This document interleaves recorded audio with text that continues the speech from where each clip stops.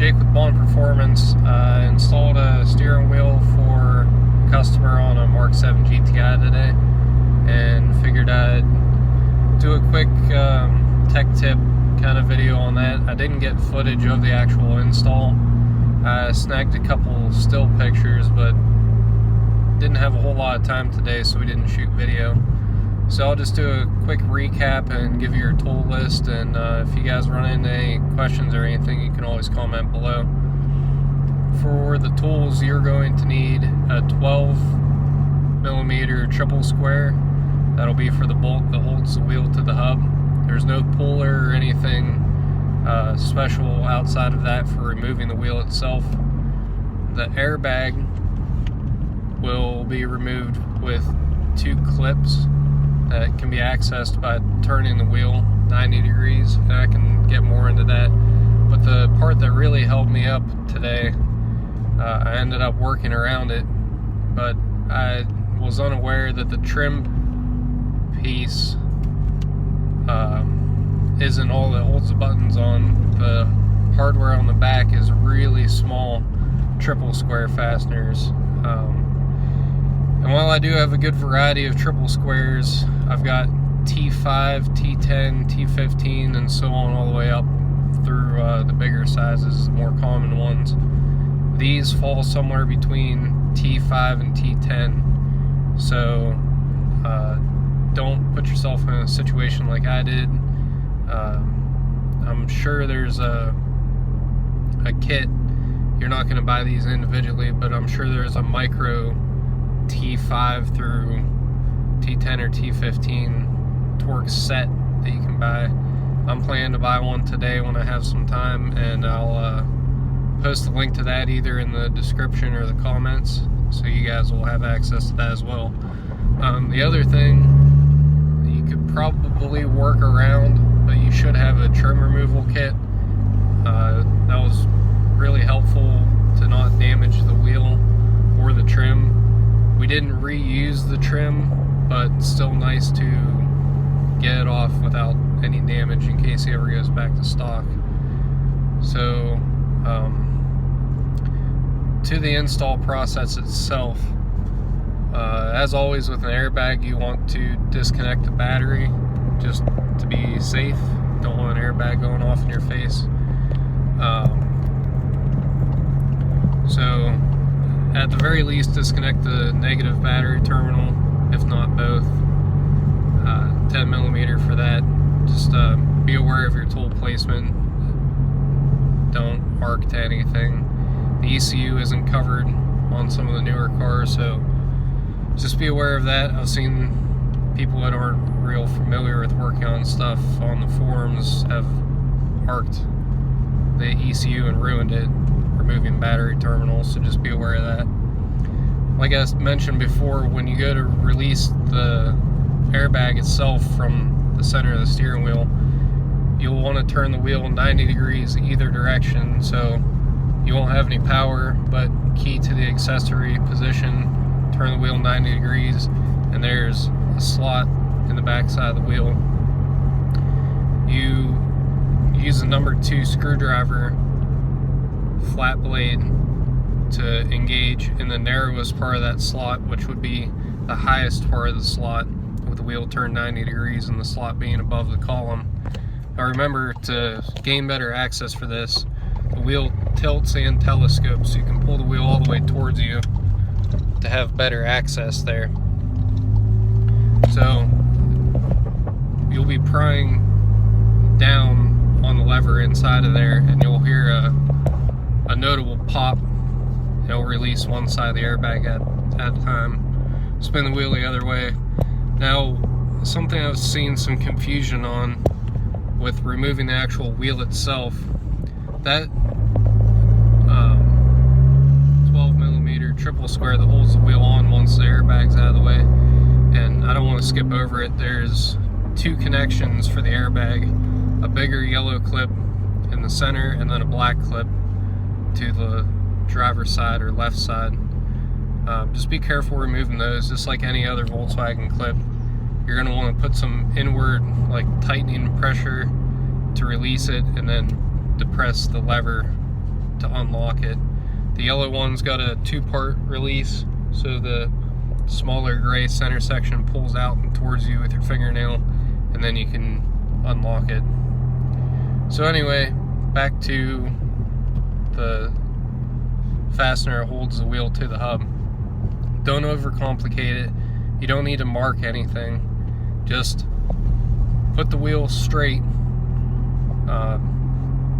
Your wheel should be straight to begin with.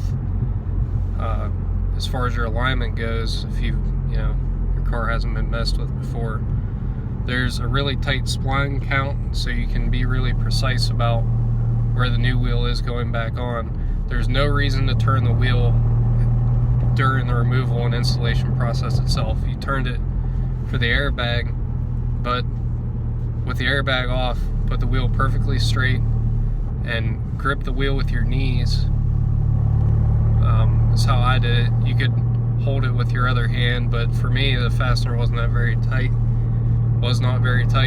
so I just gripped it with my knees, used my 1/2-inch drive ratchet, it's about 12-inch, and extension with the M12 triple square, and came right out. So because you're removing it with everything straight and aligned, when you go to put the new wheel on, it'll also be perfectly straight and aligned, as long as you've got it, it should be easy to visualize with a flat bottom wheel, and most replacements having a stripe at the 12 o'clock position to get that lined up. So don't overcomplicate it, don't overthink it. It comes off and on very easily. There's no prying or pulling or any special tools for that part. So on to the next step, removing all the controls and the trim. The car I did today was a DSG, so it's got the paddles on the back side of the wheel. Those have a pin from the bottom. The pin that it pivots on pulls out. You'll need some pretty low profile or thin needle nose pliers to get on that.